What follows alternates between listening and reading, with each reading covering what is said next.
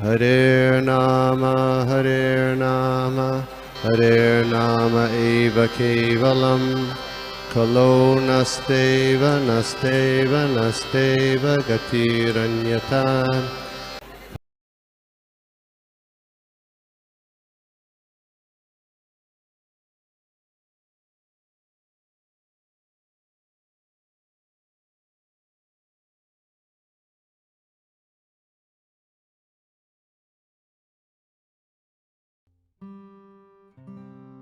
नाम हितकारिणो त्रिगुणमन्यो शरण्याकलो श्री राधा कृष्ण पदारविंद भजनानंदे नमत्तालिको वंदे रूप सनातनो रघुरघु श्री जीव गोपाल करो सर्वस्य चाहं हृदि सन्निविष्टो मत्तः सुकृज्ञानम् अपोहनं च वेदेश्च सर्वे अहमेव विदु वेदांत के वेद विदेव चाहं।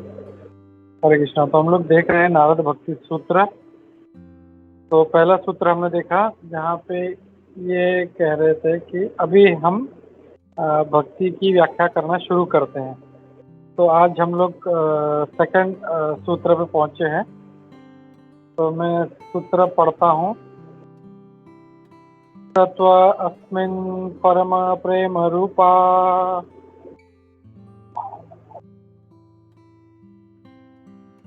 सत्व अस्मिन् पवम प्रेम रूपा। हरे Krishna. Translation and purport by Jivangi Sri Bhakti Vedanta Swami Prabhupada, Jai Shri Prabhupada. The translation, devotional service manifests as the most elevated, pure love for God. तो भक्ति जो है वो भगवान का जो शुद्ध प्रेम है उस उच्चतम रूप में प्रकट होती है। तो तात्पर्य हम लोग देखते हैं। तात्पर्य में श्री प्रभुपाद जी क्या कह रहे हैं। प्रभुपाद जी कह रहे हैं कि जैसे पहले कहा गया है, आत्म साक्षात्कार प्राप्त करने के बाद फिर वो भक्ति में स्थित होता है। फिर भक्ति का परफेक्शन ये है कि उसे भगवान का प्रेम प्राप्त हो। भगवान का प्रेम उसमें भगवान भी आते हैं, भक्ति भी आती है। आत्म साक्षात्कार जो ये ब्रह्मभूत स्थिति है, जैसे श्रीमद् भागवतम में कहा गया है, चौथे स्कंद के 30वें अध्याय के श्लोक नंबर 20 में, नव्यवाद दृढ़ये यज्ञो ब्रह्म एतद् ब्रह्म वादिभिः न मुह्यन्ति न सोचन्ति न ऋष्यन्ति यतो गताः। यहाँ पे इस श्लोक में क्या कह रहे हैं कि हमेशा भगवान की भक्ति में रत रहते हैं और ऐसा करते हुए भगवान के भक्तों को हमेशा नव यव की तरह एकदम उनको महसूस होता है हर कार्य में। फिर मतलब इसमें हम लोग ये भी देख सकते हैं, ऐसा नहीं है कि भक्ति कर रहा है तो उसको बोर हो रहा है या कुछ करने की इच्छा नहीं है, ऐसा नहीं है। एकदम फ्रेश लगता है उनको और ऐसा लगता है ये कुछ नया कर रहा हूँ मैं। भले वो जप कर रहे हैं, डेली जप करते हैं, लेकिन जब भक्ति में जब जप करते हैं तो उसको लगता है कि ये एकदम फ्रेश है, मैं अभी पहली बार कर रहा हूँ ये। तो ये एक हम लोग इसमें से पॉइंट उठा सकते हैं। फिर वो कहते हैं इस श्लोक में कि भगवान परमात्मा के रूप में है, वो सभी भक्तों के हृदय में स्थित हैं और वो सब कुछ एकदम फ्रेश जैसा हमको उसके जैसे लगता है। तो वो ये कह रहे हैं ये ब्रह्म स्थिति है और ऐसे जो ब्रह्मभूत स्थिति में मनुष्य कभी मोहित नहीं होता, न वो कभी दुख करता है, न कभी बहुत ज़्यादा खुश होता है। और ये सब ब्रह्मभूत स्टेज की वजह से। तो हम लोग ने जो फर्स्ट सूत्र में देखा ब्रह्मभूत स्थिति क्या है, तो यहाँ पे प्रभुपाद जी इसको इस श्लोक को कोट करके उसको क्लैरिफाई कर रहा है। वो कहते हैं कि और प्रभु ये जी, जो है ब्रह्म, क्या प्रभु जी, प्रभु? सॉरी सॉरी सॉरी प्रभु जी, सॉरी टू इंटरप्ट। प्रभु जी, हम लोग इन नारद भक्ति स्तोत्र जो देख रहे हैं, तो मैंने प्रभुपाद ऑनलाइन बुक्स जो खोला है उसमें वो नहीं दिख रहा है कि आपने कैंटो 4 खोला है ना, तो वो आ, अलग अलग हम लोग रिफर कर रहे हैं क्या? नारद भक्ति सूत्र अलग है। ये जो अभी मैंने खोला ना, वो श्लोक वो श्रीमद् भागवतम से था, 4th कैंटो 30th चैप्टर। लेकिन ये जो बुक है ये नारद भक्ति सूत्र। हाँ, तो आप अभी जो दिखा रहे हो वो अलग है ना? हाँ, ये अलग है, ये नारद भक्ति सूत्र है। ये भी ऑनलाइन होगा ये भी। नहीं, तो प्रभु जी मैं वही बोल रहा हूँ कि ये मैंने खोला है NBS 2। तो NBS 2 में एज वो पर्पट जो एज स्टेटेड बिफोर से चालू होते हैं, after attaining the highest stage. वही आप ना, NBS ये देखो, NBS अच्छा, टेक्सुअल हाँ, okay aesthetic. Okay okay, as stated before, okay okay. तो मैं कुछ आप जो पहले कुछ अलग दिखा रहे थे क्या? ये वाला हाँ, ये अलग था ना। ओके ओके ओके, ये मैं इसमें कंफ्यूज हो गया था। ठीक है ये प्रभु केवल जी, सॉरी।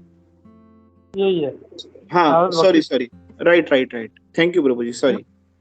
के इसमें से। तो I wanted to read that shloka. वो श्लोक क्या है, प्रभुपाद जी क्या कोट कर रहे हैं, तो वो श्रीमद् भागवतम में मैं चला गया था। Okay okay okay, thank you प्रभु जी, सॉरी आपको इंटरप्ट किया मैंने। ओके, ठीक है। फिर इसमें प्रभुपाद जी आगे कह रहे हैं, अगर कोई व्यक्ति ये बात समझ जाता है कि वो शरीर नहीं है और इसका इस भौतिक जगत से कोई लेना देना नहीं है, तब वो भौतिक आसक्तियों से मुक्त हो जाता है। और लेकिन ये जो रियलाइजेशन है ये उच्चतम नहीं है। हमें मतलब ये नहीं समझना चाहिए कि ब्रह्मभूत जो स्टेज है वो सबसे टॉप मोस्ट है।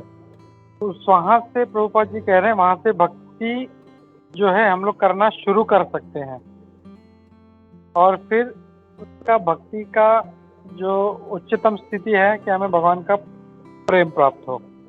तो हम लोगों के लिए ये ब्रह्मभूत स्टेज जो है यही अभी हम लोगों को एकदम डिफिकल्ट लग रहा है। लेकिन प्रभुपाद जी यहाँ पे कोट कर रहे हैं कि this is not the top most, ये परफेक्शनल स्टेज नहीं है।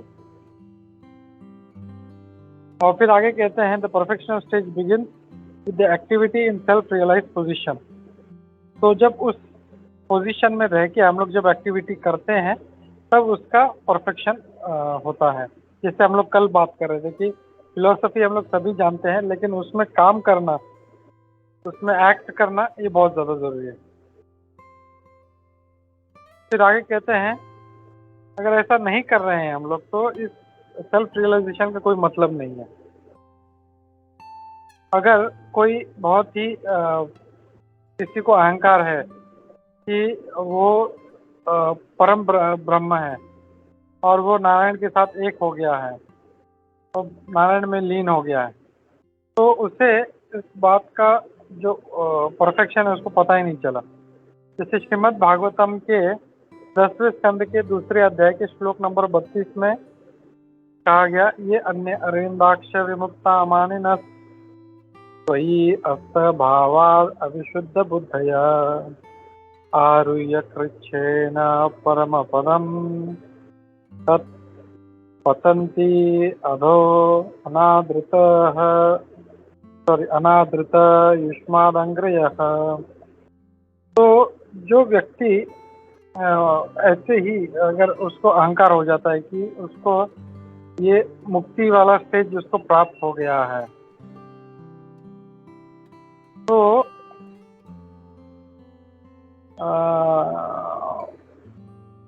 वो अभी भी जो है वो अशुद्ध है। वो अगर कोई ये सोच रहा है कि मैंने जो है मुक्ति पा ली है, तो he is still contaminated.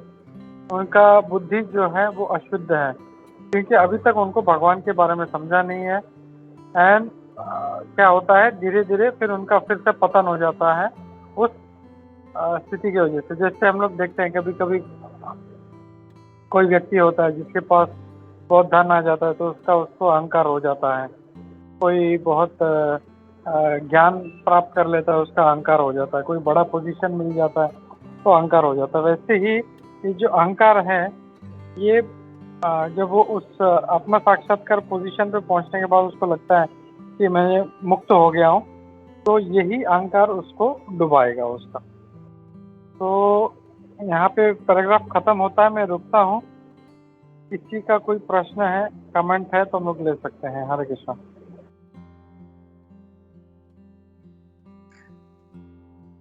Hare Hare Krishna Krishna. प्रभु।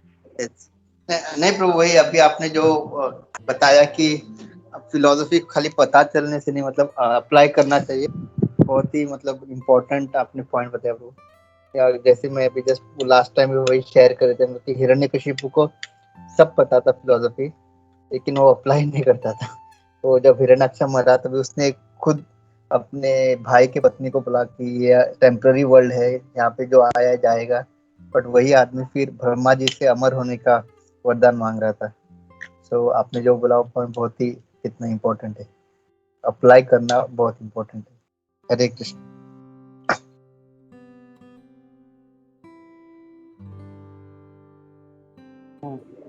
या प्रभु बहुत ज़रूरी है ये। जैसे अगर हम लोग देखें तो जैसे अभी तुमने हिरण्याक्ष का एग्जांपल दिया, वैसे अगर हम लोग देखें तो रावण भी जो था ही वो एकदम टॉप मोस्ट पंडित था वो, लेकिन वो मतलब सब ज्ञान होने के बावजूद भी उसको अप्लाई नहीं कर रहा था वो।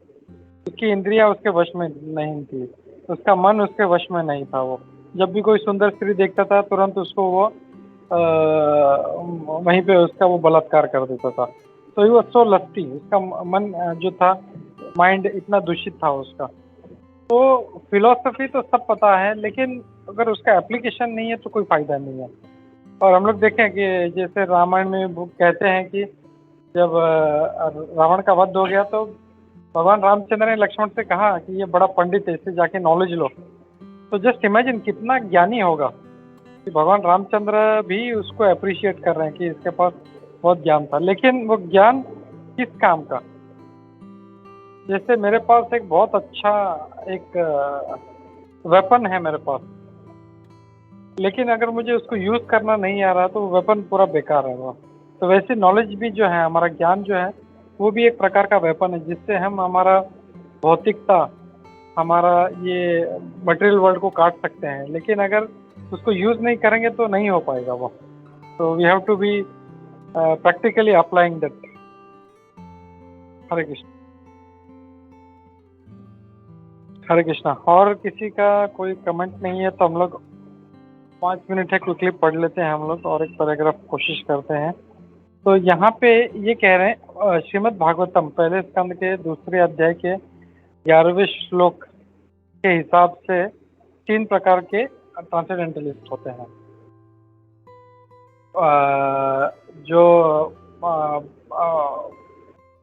इम्पर्सनल ब्रह्मन फीचर है, यानी जो भगवान का निराकार रूप है, ज्योति स्वरूप को मानते हैं।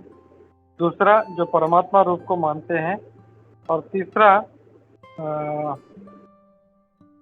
जो है भक्त हैं, जो भगवान के भक्त हैं और वो उनकी सेवा में रत हैं।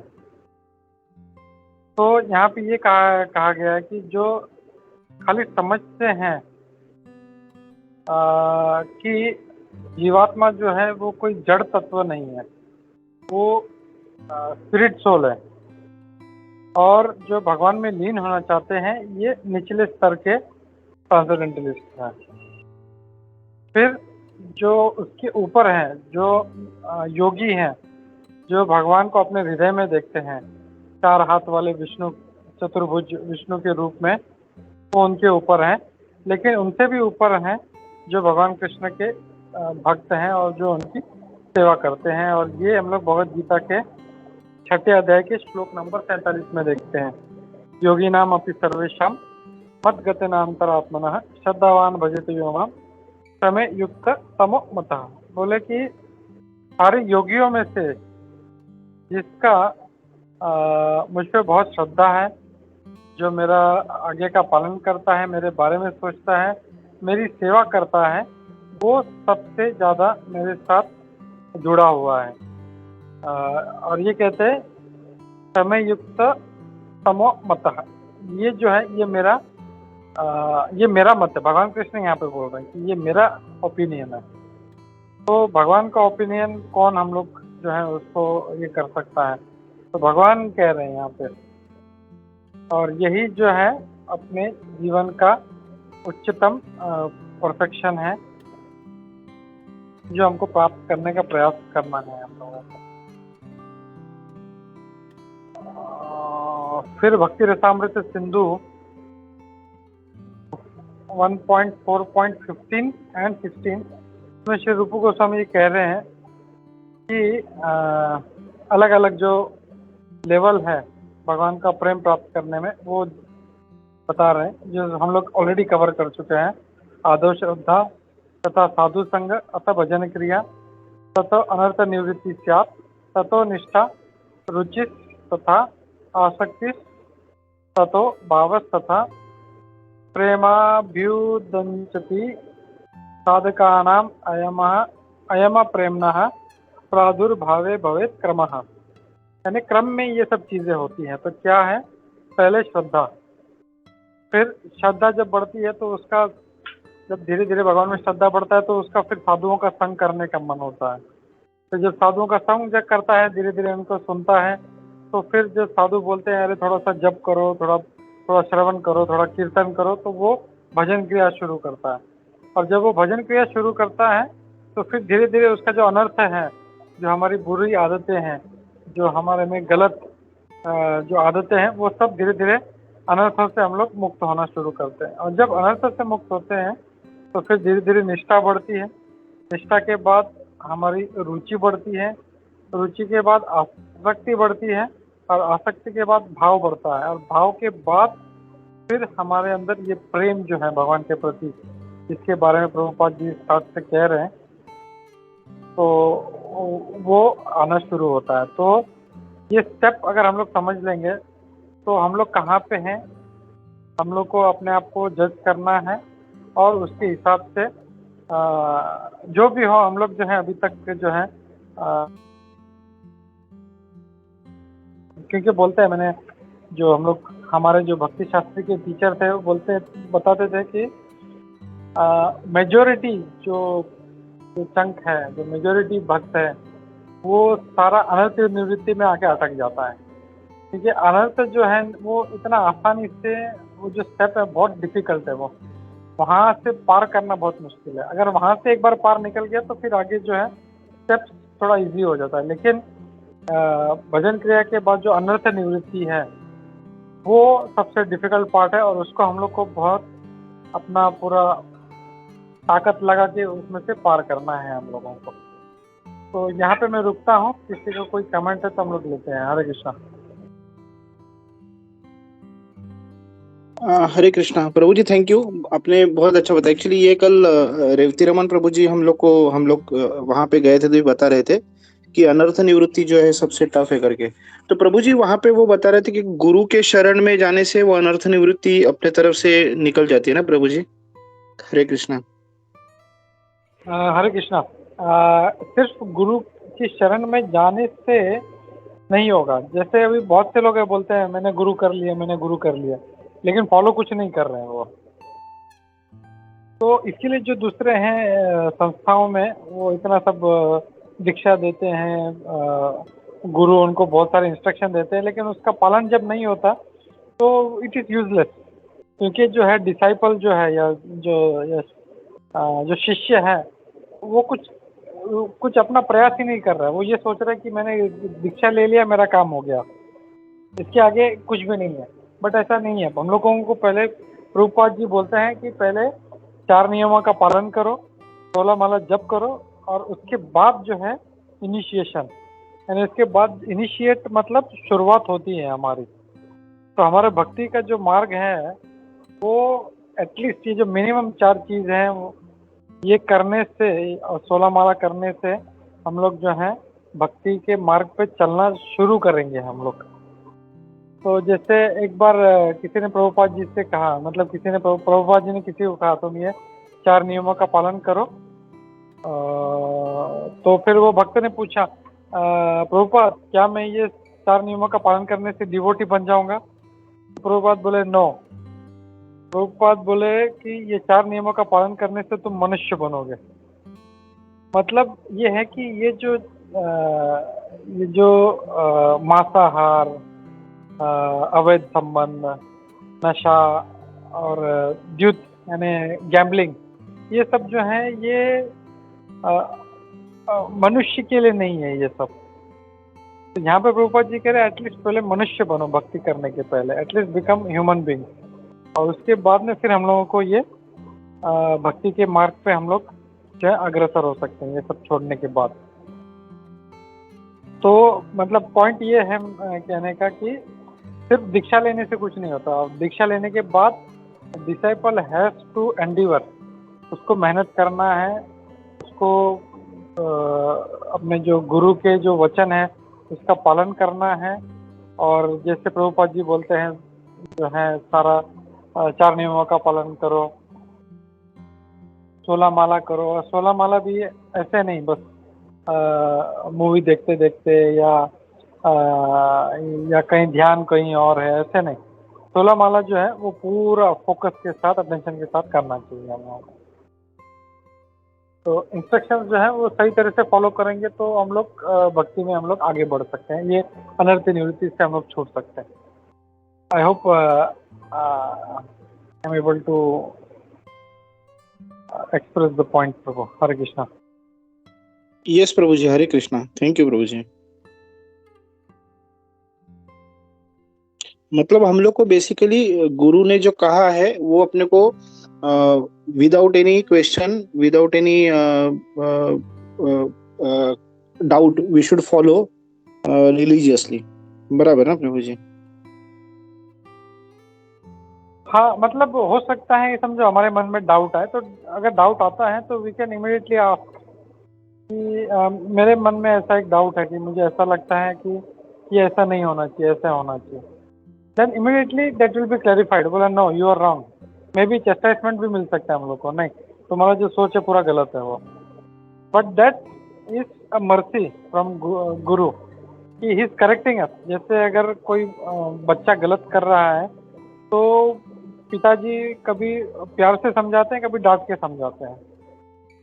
तो डाउट हो सकता है हमारे मन में, but that has to be clarified. उसको डाउट को मन में नहीं रखना है हम लोगों को। अगर डाउट कभी आता है तो we have to immediately we have to clarify, क्योंकि जब तक ये डाउट क्लियर नहीं करेंगे हम लोग आगे नहीं बढ़ पाएंगे हम लोग। हरे कृष्णा। थैंक यू प्रभु जी, हरे कृष्णा। ठीक है, 9:35 हो रहा है तो हम लोग रुकते हैं यहाँ पे और हम लोग पढ़ते हैं श्रीमद् भागवतम। नारद भक्ति सूत्र की जय, श्री प्रभुपाद की जय। हरे